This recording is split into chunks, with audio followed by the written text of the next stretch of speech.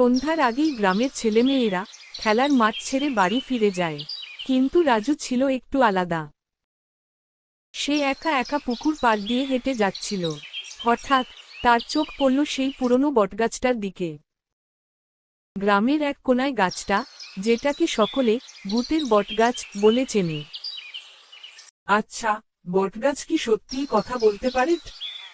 সে আর একটু কাছে গেল।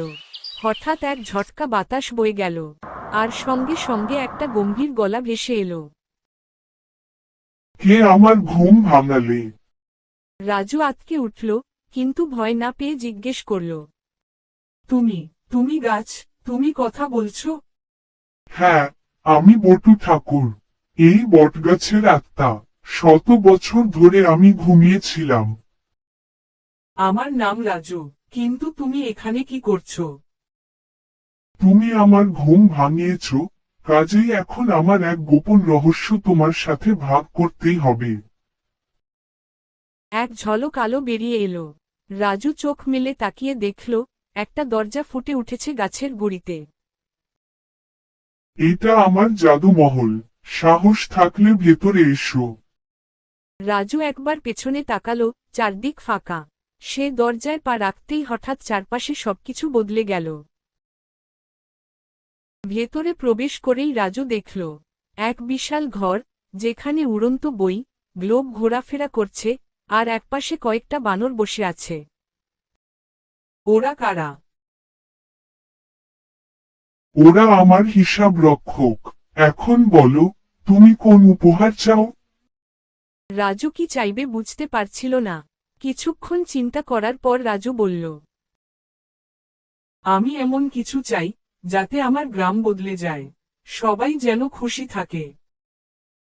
তাহলে আমি তোমাকে 3টি জাদু বীজ দিচ্ছি।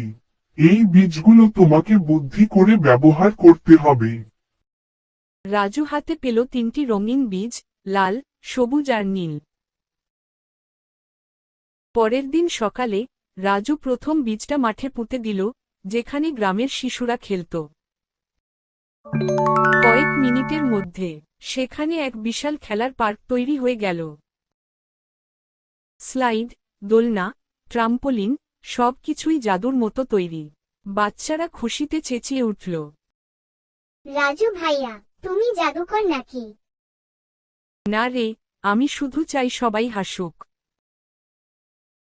এবার এই সবুজ রঙের বীজটা আমি পুকুর পাড়ে পুঁতে ফেলি তাড়াতাড়ি। সঙ্গে সঙ্গে পুকুরে ফুটে উঠল রঙিন পদ্মফুল, আর মাছেরা নাচতে লাগল জলের উপর দিয়ে। এই জায়গাটা তো এখন স্বর্গ হয়ে গেল রে বাবা। নীল বীজটা নিয়ে রাজু ভাবছিল কোথায় ব্যবহার করা যায়। হঠাৎ তার মাথায় এলো, গ্রামের পুরানো মন্দিরটা ভাঙাচোরা, কেউ এখন আর সেখানে যায় না। এই মন্দিরটার সামনে বীজটা পুঁতে দিই।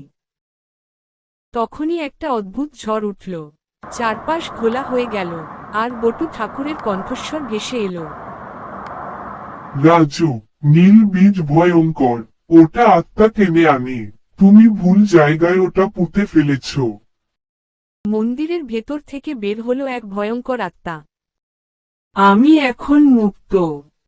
বটু ঠাকুর, আমাকে সাহায্য করো। বটগাছের কাণ্ড থেকে এক আলো ছুটে আসলো। রাজু, এই শয়তান আত্মা আমার পুরনো শত্রু। শুধু তোমার সাহস আর সত্য বলার শক্তিতে ওকে ফের বন্দি করতে পারবো। তুমি পেরেছ, রাজু। এখন তুমি সত্যিকারের রক্ষক। আমার সময় শেষ।